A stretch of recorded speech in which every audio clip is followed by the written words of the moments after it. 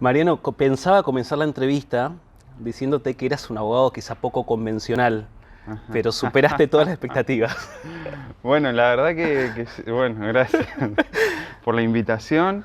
Creí que no íbamos a encontrar en una charla grabada, un audio, filmada, así que bueno, me vine de Del deportista. Tour de France. Sí, de Tour de France. Justamente pensaba comenzar diciéndote que no sos el típico abogado del litigio.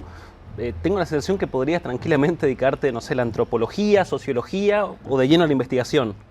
Bueno, no es la primera vez que me lo dicen, inclusive integro equipo de investigación con antropólogos, trabajadores sociales.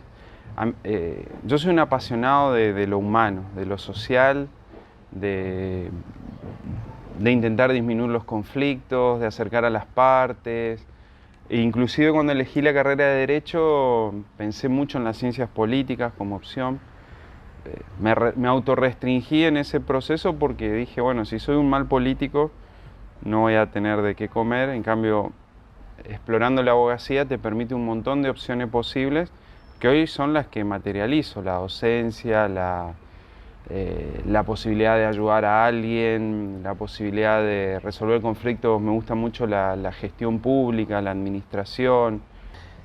Además de la antropología, la sociología y todas esas ramas tan vinculadas a lo social, sos evaluador de CONEAU, Sí. ¿sí? Contanos un poquito qué es la CONEAU y cuál es el trabajo que realizan. Bien.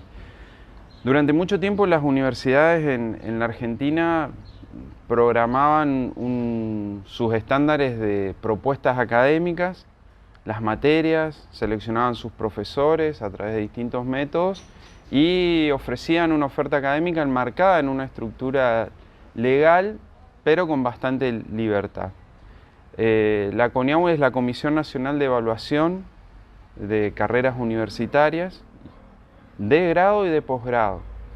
Y en los últimos tiempos entendieron que había algunas profesiones que requerían no solo que la institución educativa proponga, sino también que sea evaluado, que están las carreras vinculadas a la medicina, a la ingeniería, a la abogacía, porque entienden que son de interés público, que trascienden lo que la oferta académica por sí sola puede interesarle mirar. Y sí, estoy ahí de evaluador de la CONEAU, lo cual es un desafío muy interesante porque te hace mirar cómo otras universidades proponen la formación en Derecho. Claro. Mirás desde los programas, desde la formación que tienen esos docentes, la propuesta metodológica de cómo va a encarar a ese estudiante en un proceso a lo largo de 4 o 5 años, depende de cómo sea la propuesta. Y la verdad que es un desafío que la Argentina ha asumido, que es muy valioso, que tiende exclusivamente a mejorar la calidad educativa. ¿Qué desafíos o qué innovaciones has observado justamente en este trabajo que te llamó la atención o que crees que por ahí puede venir el futuro? Mirá qué interesante pregunta, principalmente para nuestras carreras de abogacía. Hasta los años, vamos a poner una fecha no precisa pero cercana, 10 años atrás, la formación preponderante de la abogacía estaba centrada en casi repetir lo que la ley proponía. En mi caso, egresado en el 2001, vos sabías que ibas a ser exitoso en un examen de Civil 1 si te relatabas de memoria el artículo 1 al artículo 300. No podías fallar. Ahora, si en ese momento te hacían una pregunta de lo que después es el ejercicio de la profesión, no sé si ibas a ser preciso o certero, porque nos formaban para repetir. Después pasaba que la ley cambiaba y vos todo ese conocimiento te quedaba como desagendado. Hoy, por lo menos para la carrera de abogacía, nos centramos preponderantemente en un conocimiento que se asemeja a lo que podría ser el ejercicio de la profesión. Viene un cliente y te dice, tengo este problema. El cliente no le tenés que recitar, no le vas a decir, eso se resuelve conforme al artículo 308, que paso a decirle lo que dice. El cliente no le va a interesar. Va a querer que vos le permitas tener una luz de cómo le vas a solucionar su problema. Y lo que la CONEAU está proponiendo es que dejemos de ser una carrera de formación fuertemente teórica y que haya un enorme contenido práctico. Algo muy parecido a lo que hacen las universidades más vinculadas a lo que podríamos identificar como las universidades de rama inglesa, que tienden a formar a sus profesionales en una esencia muy práctica en la jurisprudencia. ¿Qué pasó antes? ¿Qué puede pasar en el futuro? Y para eso, para la Argentina es muy rupturista, porque venimos de un modelo clásico, legalista, donde está la ley, se aprende la ley y si sabes la ley se acaba. Y hoy es una manera innovadora de pensar el derecho, va a costar en algunas materias más que en otras, pero esa es la tendencia que se está viniendo. Y me parece que va a permitir que no se genere esa ruptura que por ahora se venía produciendo entre por ahí eras un brillante estudiante con notas 10, 9, te encontrabas con una realidad distinta, muy distinta, donde la solución de casos requieren a veces una mirada más lógica que memorística. Claro. Entonces, incluso al docente generalmente no le gusta el alumno que repite de memoria, hoy al menos, sí, porque justamente se está enfocando en un sector que es ínfimo. Bueno, imagínate en una de las materias que yo doy clase, teoría del Estado. Primer año. Primer año, ¿no? Una de las tareas es comprender cómo se formó el Estado. Y está bueno en Latinoamérica o en esta región que hoy llamamos Argentina pensar en qué pasó el 25 de mayo de 1810. Y vos sabés que a los alumnos por ahí comprenden cuál es la definición de teoría del Estado, pero le preguntás qué pasó el 25 de mayo de 1810 y no es que no lo sepan, quedan como choqueados por la pregunta porque no es parte de lo que esperaban que se les pregunte. Y les sale nació la patria, una cosa... Claro, y cuando es casi obvio que lo saben porque lo vieron 15 años ese tema y no logran descubrir la diferencia en que antes había un virrey y que ahora hay un nuevo gobierno que intenta ser participativo. Eso que parece una tontera es parte de los desafíos de ser flexible ante un conflicto. Hoy inclusive el modelo de llevar a cabo nuestras vidas requiere de flexibilidad, porque es todo muy dinámico, todo cambia muy rápido. Y el abanico de universidades que tenemos o de carreras que tenemos en Misiones, en Posadas especialmente, ha crecido muchísimo. Muchísimo. A ver, hasta hace 10 años atrás yo creo que estaba la Universidad Católica de Santa Fe, Sí. Salta, no estoy seguro si estaba ya a distancia, Sí. y no había más. No. Hoy tenemos, yo creo que son al menos 6 universidades las que dan derecho, y a otras ramas nos vamos ampliando. Y otras ramas, interesantísimo. Tanto la propuesta de, si pensamos en Misiones, ¿no? la UNAU con toda una serie de carreras nuevas, la UNAM con todo el alcance territorial que tiene, más las propuestas de gestión privada, generan un impacto sumamente positivo, no tanto por la cantidad de posibles personas que egresen, sino los ambientes universitarios no solo producen un profesional, sino que producen discusión, producen conocimiento, producen posibilidad de vinculación en las ramas privadas, en las ramas públicas, producen conocimiento. Y eso, si seguimos en esta línea de darle volumen, darle entidad, darle reconocimiento, va a redundar en beneficio de la provincia indudablemente. Vos marcaste esta época de hace 10 años atrás. Si te vas aún un poco más atrás, la cantidad de jóvenes que tenían la posibilidad o que forzaban la posibilidad yéndose a trabajar y todo, que se iban de la provincia en pos de buscar una posibilidad mejor. Bueno, hoy esos jóvenes se quedan acá. Claro. Y en estas tensiones que hay de la migración, Misiones se presenta como algo interesante. Incluso yo te diría que hoy recibimos alumnos de otras provincias, cosa que antes no nos pasaba de forma tan frecuente. Mariano, te llevo a un ámbito en el cual te mueves muy bien, que es el de los derechos humanos. Muchísimo se habla de los derechos humanos en los medios de comunicación, en redes sociales, en la universidad. Ahora, ¿crees que tenemos realmente como sociedad noción de qué son los derechos humanos? No, la verdad que no. Y lo digo con pena. Acá los derechos humanos están relacionados a una sensación de justificar un montón de cosas que los derechos humanos jamás justifican. Los derechos humanos tratan esencialmente de la dignidad de las personas. Si uno lo titula la dignidad de las personas, es muy difícil que alguien no adhiera a que todos somos dignos de respeto. Lo que pasa es que acá están muy vinculados con una connotación negativa y peyorativa, como que defiende lo indefendible. Inclusive como que defiende exclusivamente a aquellas personas que producen daño. Los derechos humanos están centrados en aquellas personas que históricamente habían sido olvidadas por el conjunto de la sociedad. ¿Quiénes no habíamos sido olvidados? Personas heterosexuales, hombres, con poder socioeconómico, con poder político, de la religión preponderante, blancos. Esos sujetos nunca tuvieron problemas. Ahora, los derechos humanos empezaron a identificar que, por ejemplo, las mujeres quedaban relegadas en este esquema. El derecho civil argentino las trataba muy mal, no les dejaba administrar su patrimonio, no les dejaba estudiar. Inclusive les exigía el derecho penal fidelidad y al hombre no se lo exigía. A los niños se les decía que eran importantes, pero eran incapaces, no podían decidir nada. Si se les golpeaba dentro de una casa, nadie se podía meter porque era la casa de esa persona. Tanto a los niños como a las mujeres. Como las mujeres. Y así podemos seguir relatando un montón. Personas con discapacidad, totalmente olvidadas. De ese sector se aboca los derechos humanos. ¿Y por qué tiene una carga negativa? Y está bueno compararla con otras situaciones. Si yo a mi familia o a mis amigos le digo, sí, me dedico a los derechos humanos, no genero ningún prestigio en relación con ellos. Te miran así. Si yo le diría, soy abogado de empresas, bastante bien me va en ese rubro, epa, este es bueno. Ahora, cuando a mí me tocó viajar a Estados Unidos y contar que me dedicaba dentro de la rama del derecho a los derechos humanos, en todos los lugares que me tocaba presentarme, del grupo de 10 o 15 que éramos, yo decía, me dedico a los derechos humanos.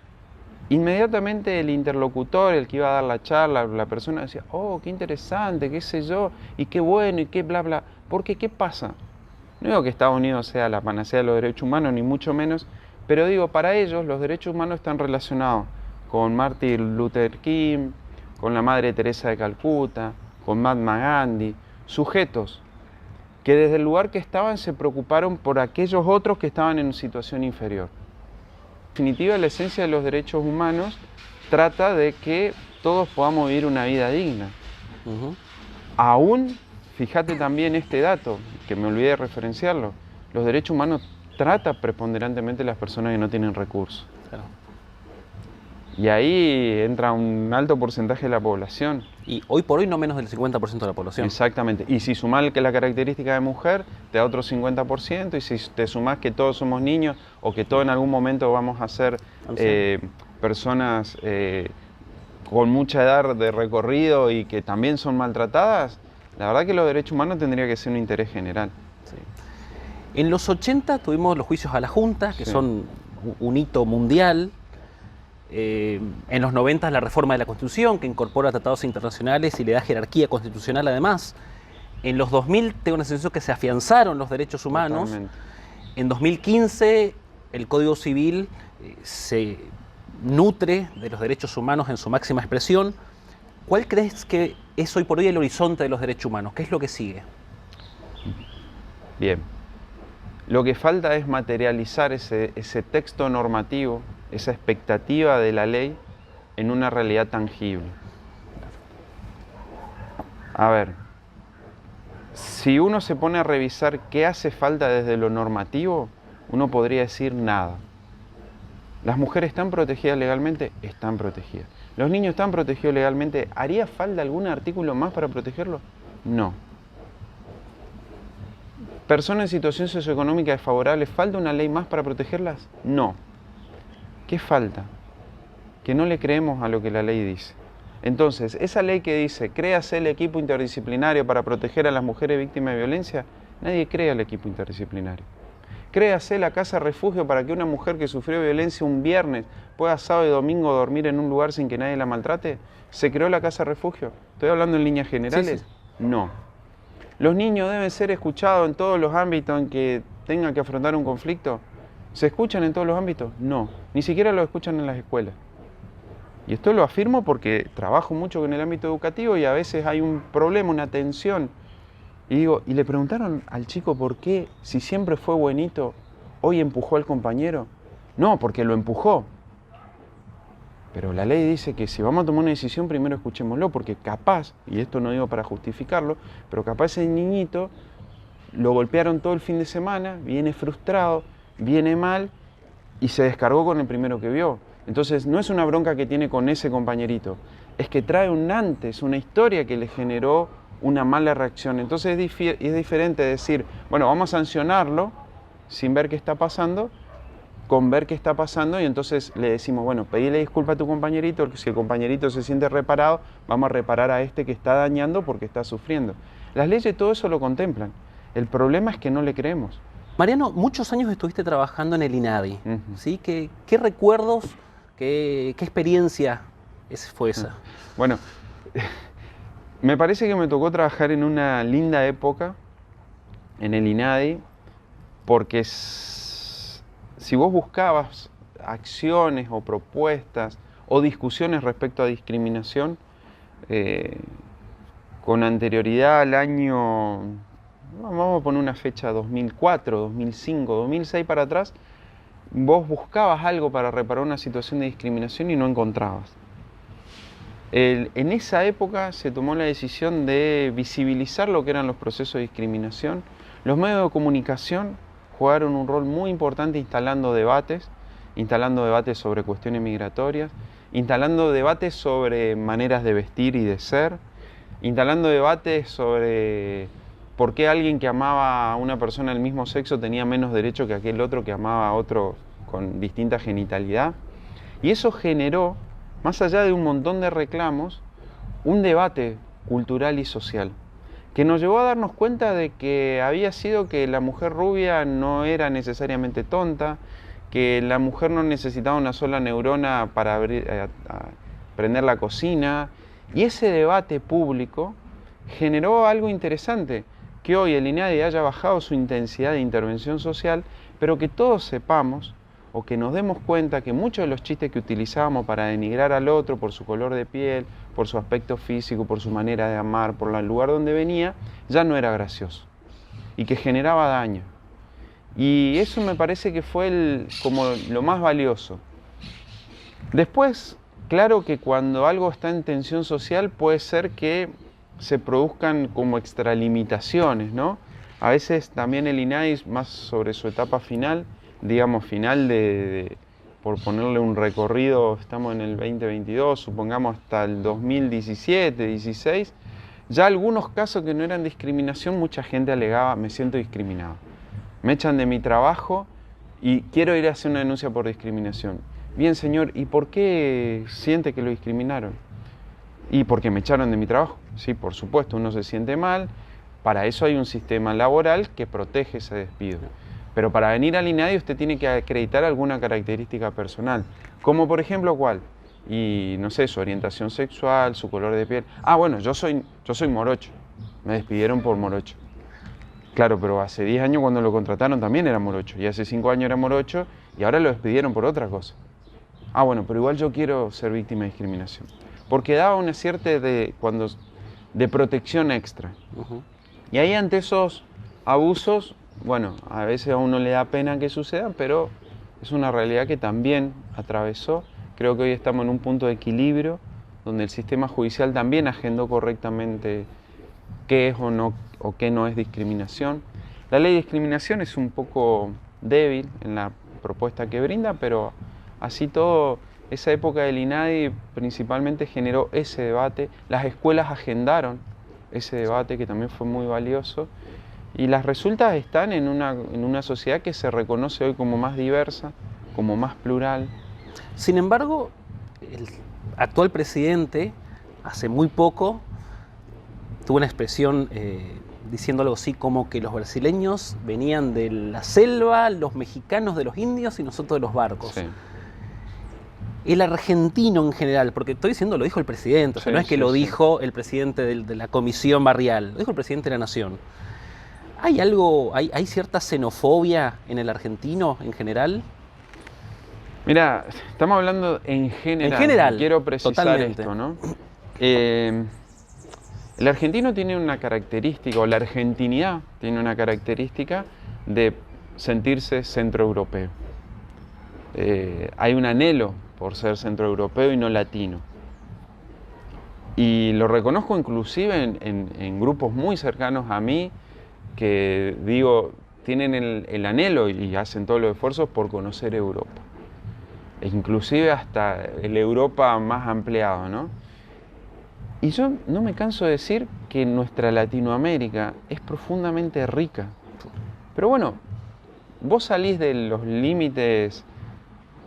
Tenemos una idea de argentinidad construida en una capital federal, primero, ¿no? Y vos te vas a otras regiones, nos pasa a nosotros mismos los misioneros y me pasa con mis amigos que vienen de Capital Federal, que los llevas al margen de nuestro río Uruguay y escuchan el portuñol y creen que son todos brasileros y son argentinos.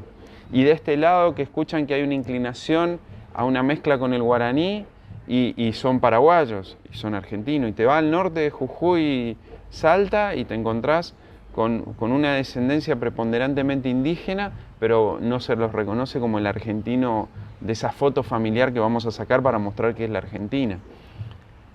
Hay una negación de nuestro origen, nuestro rico origen. Fíjate otro dato. Cuando vemos un afrodescendiente, creemos que emigró ahora, que viene de Senegal, que va a vender artesanía, etc., porque también nosotros toda nuestra afrodescendencia la sacrificamos en las luchas de la independencia. Y qué cosa que no pasó en el resto de Latinoamérica, que tal vez fueron traídos para ser explotados en la esclavitud y todavía están vigentes. Entonces eso no es la Argentina, cuando sí lo somos. Hay una negación de un origen que es sumamente rico, pero bueno, nos queremos parecer a otros.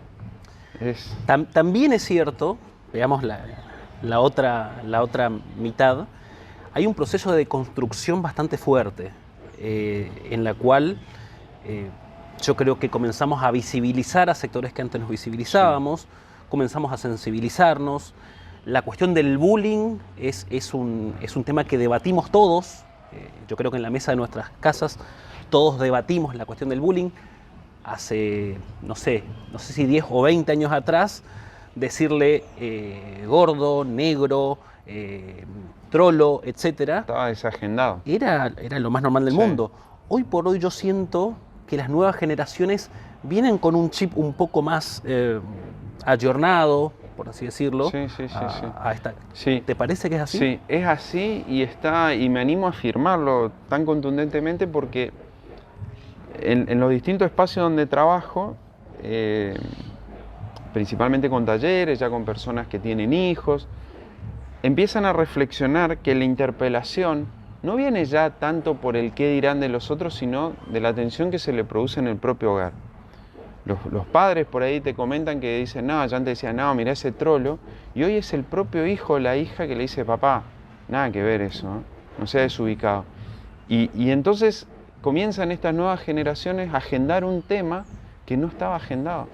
Vos, esto que por ahí se le dice bullying, que por ahí se le dice acoso en el ámbito escolar, cuando nosotros éramos chicos y vos te ibas a decirle a ese adulto responsable de ese grado o de la institución, fulanito me dice cosas, como no aparecía el golpe, parecía que no había daño. Hoy, cualquier adulto del sistema educativo sabe que esa verbalización de un daño puede generar una afección peor que la del golpe físico. Porque el golpe físico, dos que se agarran a las piñas, serán algunos moretones, pero puede ser que quede contenido en esa discusión de ese momento.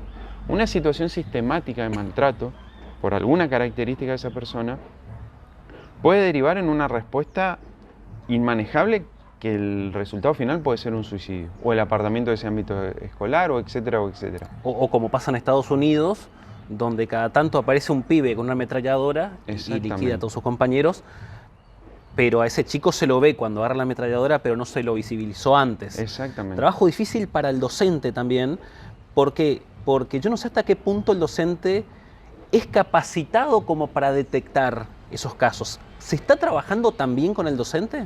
Se está trabajando. La ley de educación sexual sirvió muchísimo porque ¿qué permitió la ley de educación sexual? Que a veces la gente cree que es para hablar de nada más de sexualidad. Permitió que el docente comprenda que no se puede enseñar matemáticas si un chiquito me viene con sintomatología de violencia. Si un chiquito de golpe era alegre y me viene angustiado mirando al piso, triste, es un dato que la ley de educación sexual dice, veamos todo lo que ese chiquito le está pasando, inclusive si viene sin alimentarse, y agendémoslo, porque no se puede enseñar nada si este chico está maltratado o hambriento con frío.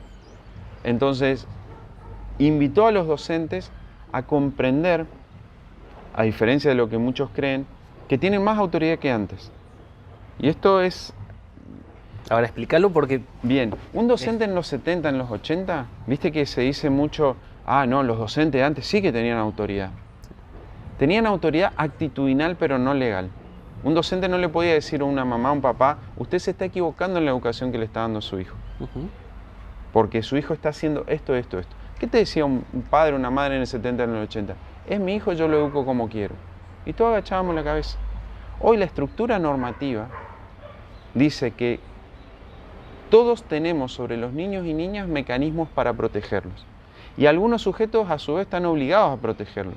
Quienes trabajan en el sistema educativo, en el sistema social, en el sistema de salud y en los sistemas de seguridad. ¿Qué quiere decir esto? Que si un padre o una madre, que antes eran dueños de esas criaturas, pero hoy son responsables de esas criaturas, no hacen bien su tarea de padre o madre, cualquiera de estos que acabo de mencionar están obligados a intervenir. Es decir, que un docente que le dice a una madre, un padre, su hijo viene mal alimentado, su hijo viene mal dormido. ¿A qué hora se acuesta? A las 3 de la mañana porque no suelta el teléfono. Está mal. Y ese docente le puede decir eso y le puede cuestionar. Y si no ve un cambio, puede activar los mecanismos de protección de niños y niñas porque ese niño o niña está haciendo algo que le produce daño. Y lo puede hacer por lo que crean los padres. Esa idea de que los padres eran dueños de las criaturas y hacían lo que querían. Hoy la ley, pero no la ley argentina. Y esto es importante decirlo porque si no te dicen, ah, la Argentina, mirá, vamos a ir para cualquier lado. Esto viene de una Convención Internacional de los Derechos del Niño que aprobaron todos los países del mundo, menos 2, que bajan una línea que dicen lo más importante que tenemos de ese discurso que decían, lo primero, los niños y las niñas, que era mentira, pues no había leyes para protegerlos, hoy hay leyes para protegerlos. Y un docente puede meterse en la casa de ese padre o esa madre a decirle, usted se está equivocando. Ahora bien, esto hay que aclararlo. En tanto y en cuanto ese padre y esa madre hagan todo lo correcto para ese niño, para brindarle oportunidades, un docente no se puede meter. Pero cuando un docente detecta que hay síntomas de violencia, que la violencia implica abandono físico, abandono alimentario, no cobijarlos, no respetarlos, menospreciarlos, etc., el docente se puede meter. Y eso es autoridad legal.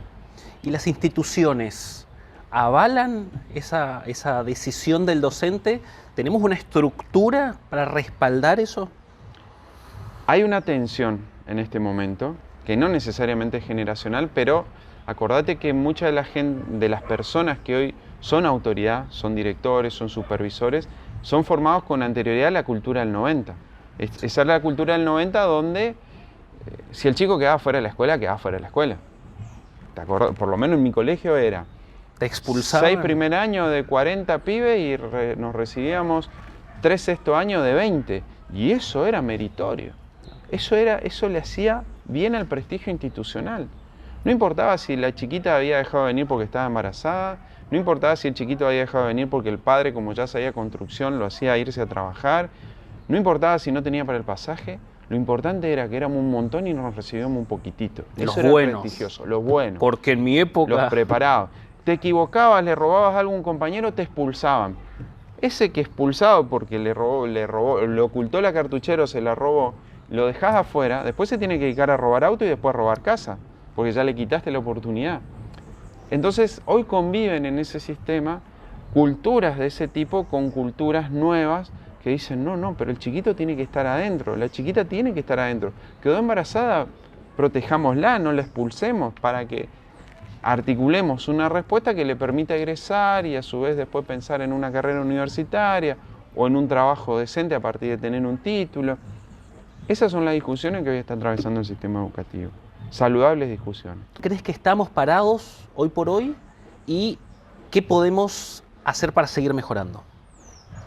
Bien, bueno, algo mencionamos en relación a cuál es el objetivo de sancionar a alguien si eso no genera la sensación de reparación. Y ahí a mí me parece que hay una discusión pendiente que falta integrar a todas aquellas personas que se sientan víctimas a un proceso de discusión un poco más generoso. El sistema penal está pensado por alguien que cuestiona esa conducta, para hacerlo sencillo en el lenguaje entendible, alguien que defiende al que se equivocó y alguien que va a tomar una decisión sobre aquel que se equivocó. Pero fíjate que de estas tres partes del sistema tradicional falta una parte relevante, la persona afectada.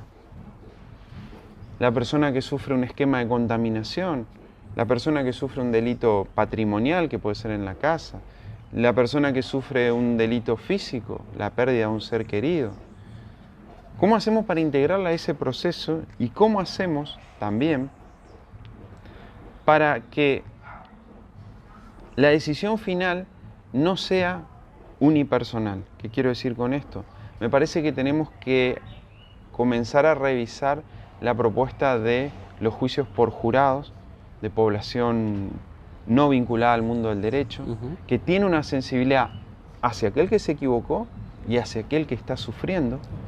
Y me parece que vamos a encontrar una idea mejor de lo que es el sistema legal, si no, pareciera ser un sistema privativo de un grupo de privilegiados que hemos tenido la posibilidad de estudiar, que entendemos que un juez libere a alguien antes, pero si eso no lo percibe la sociedad y no empieza a comprender, que, por ejemplo, el sujeto que roba una bicicleta, por poner cualquier ejemplo, no es lo mismo aquel que, no sé, no quiero justificar una conducta de ninguna manera, pero digo, no es lo mismo aquel que robó porque su hijo estaba llorando de hambre y en esa desesperación robó una bicicleta para venderla, que aquel que salió a robar porque le parece divertido dañar a otros.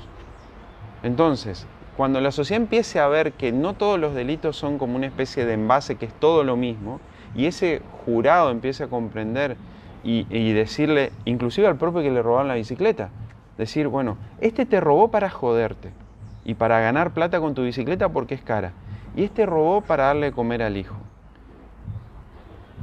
¿Con cuál vas a creer que si hay una escala de aplicación de pena entre 5 y 10 años, a cuál le aplicás 5 y a cuál 10? La propia víctima va a decir, mira, este que robó para comer, 5, está bien.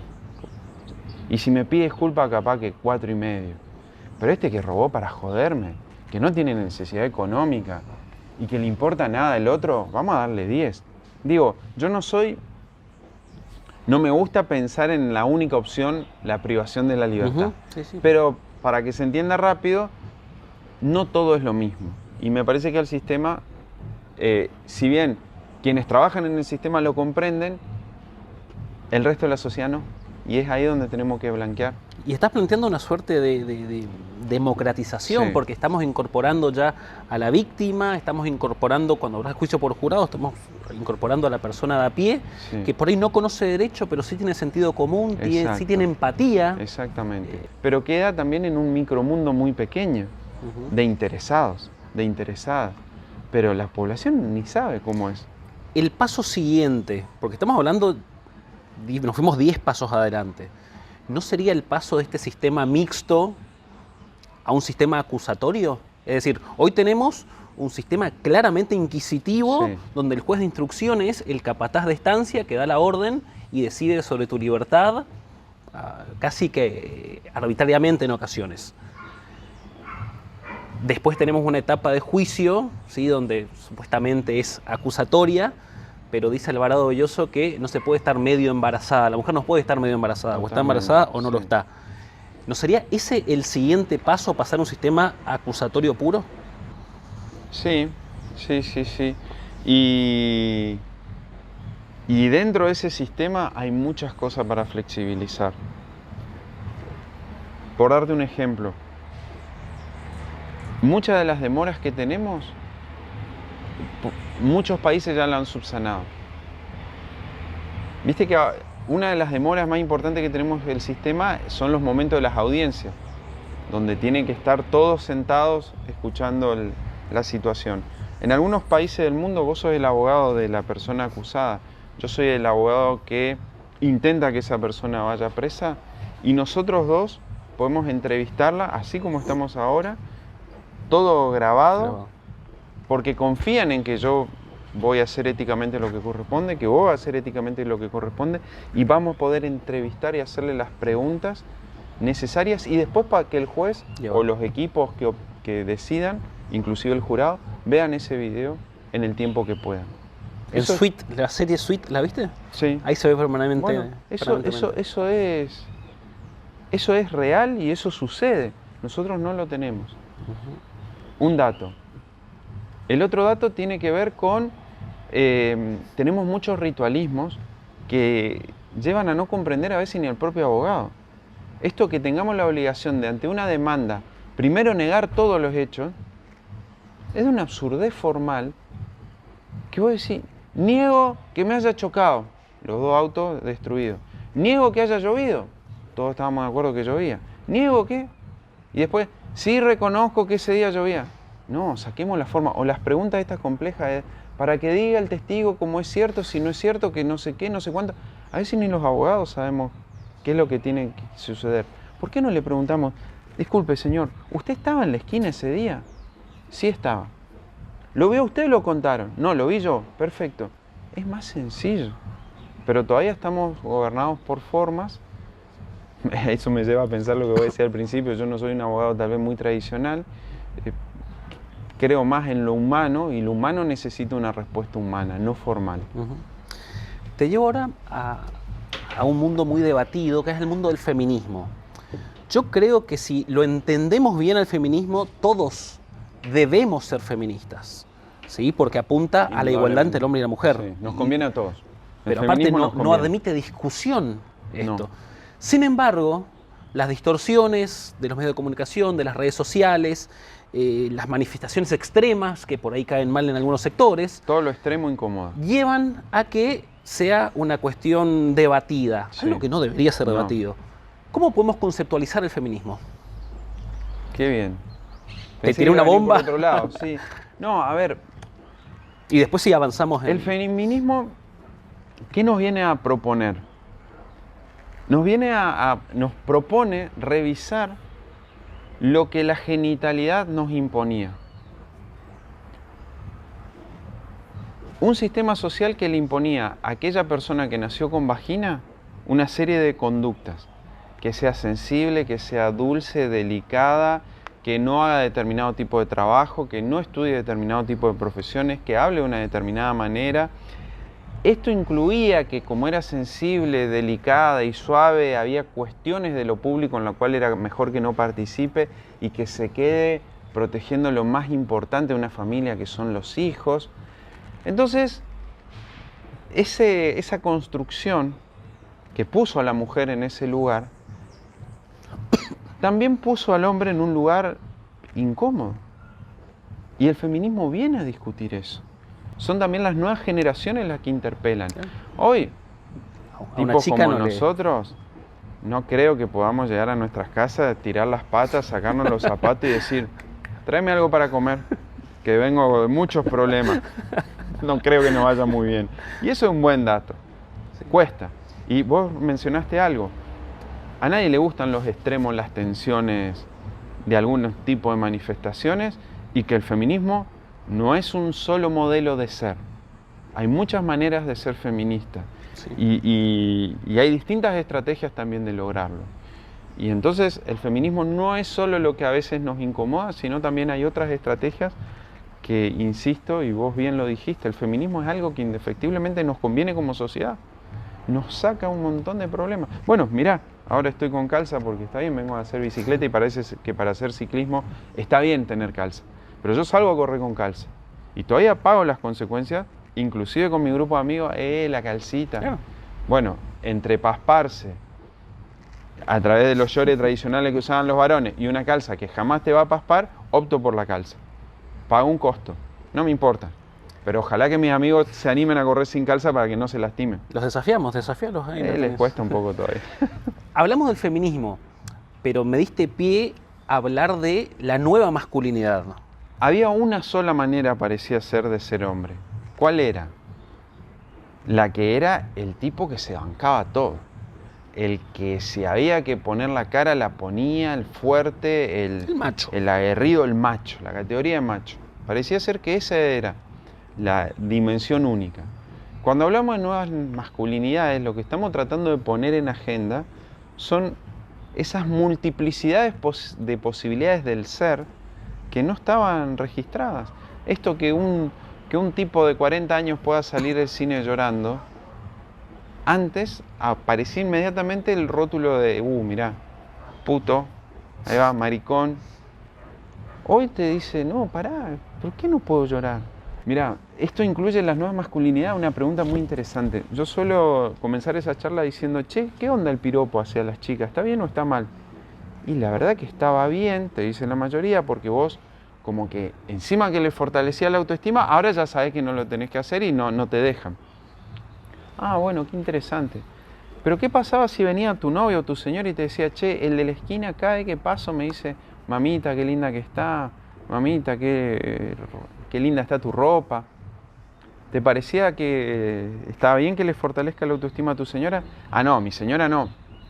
Ah, bueno, quedamos. Entonces nos falta discutir algo. Totalmente. O sea, cuando es desconocida, vos sos el fortalecedor de la autoestima, cuando es tu propiedad, nadie se puede meter.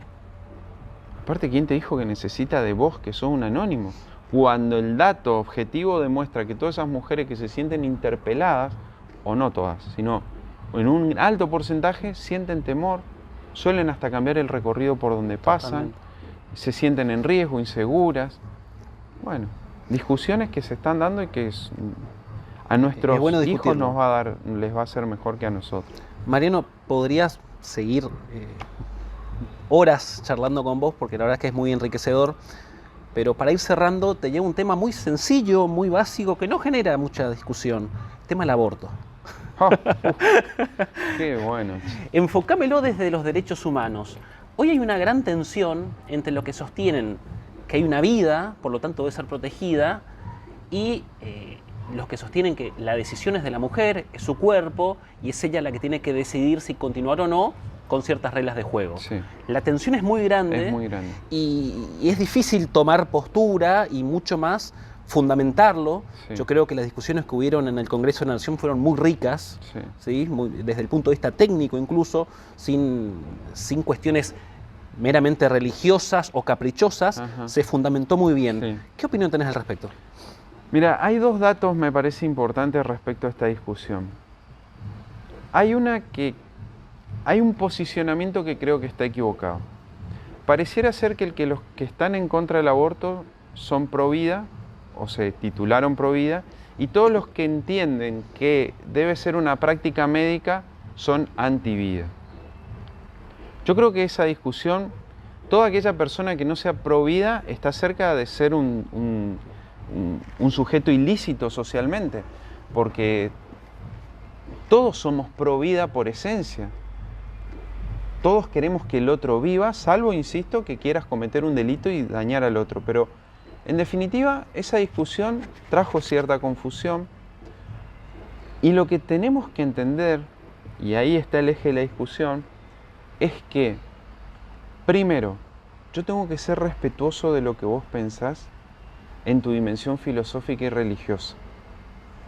A su vez, vos tenés que ser respetuoso de eso. Pero acá hay una situación social hiper reconocida de que las interrupciones realizadas fuera de ámbitos de seguridad producen unos daños estructurales y en algunos sectores preponderantemente. Que trasciende a esa chica. Exactamente. Ahora, no es que cualquier persona en cualquier momento puede llevar a cabo una acción interruptiva. Hay formas y hay requisitos y hay maneras.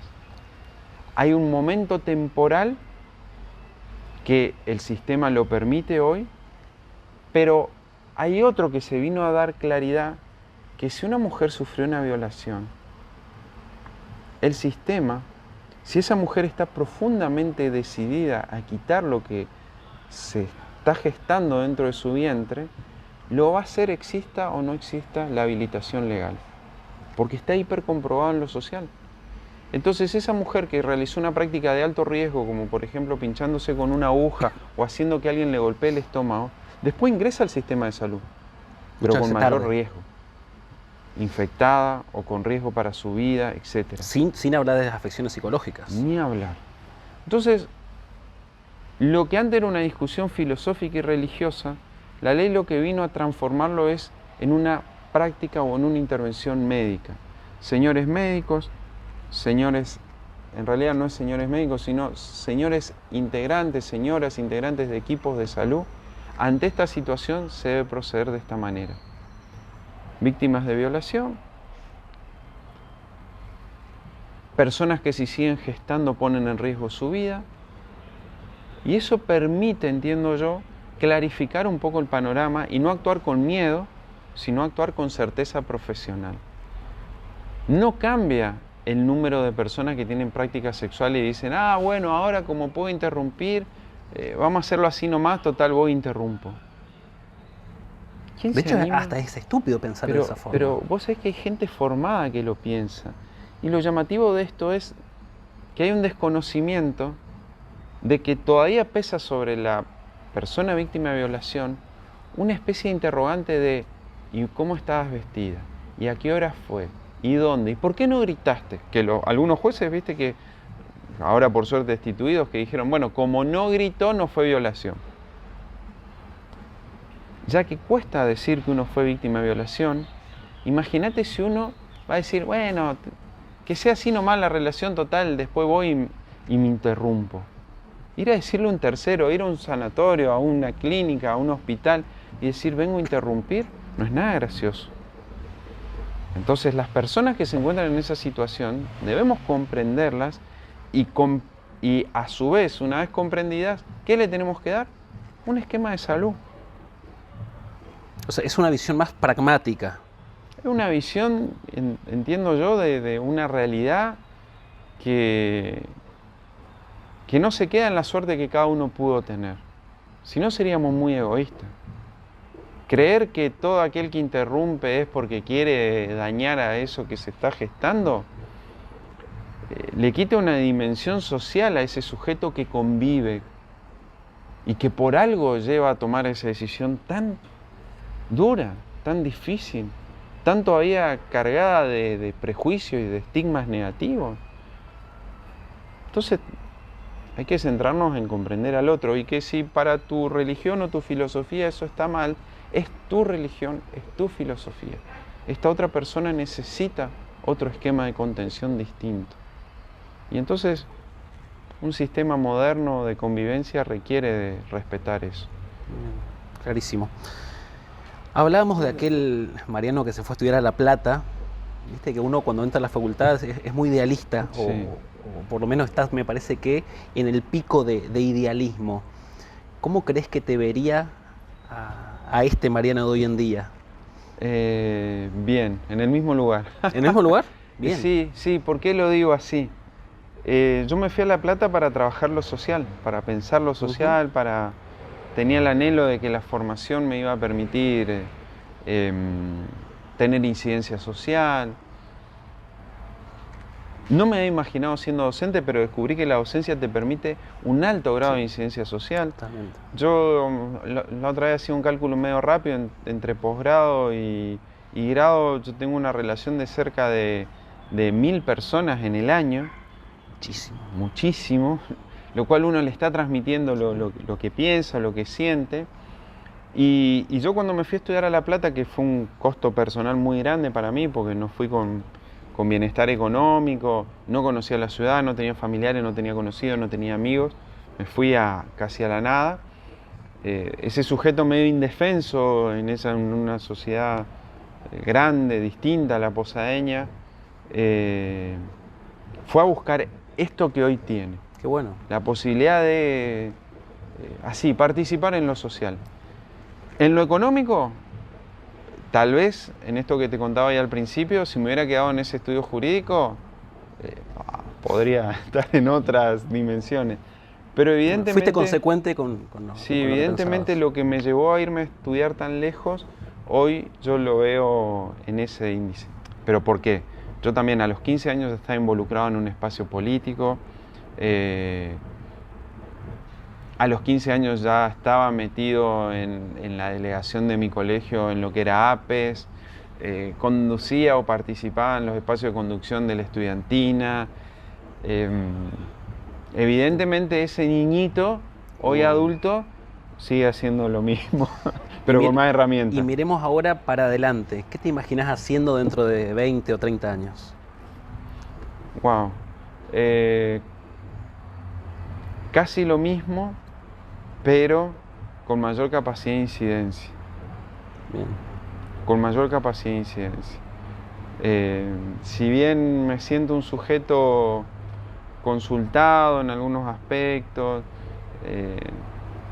tengo amigos que tienen lugares de relevancia en la toma de decisiones, etc. Me gustaría sí poder ayudar a más gente con esta lógica.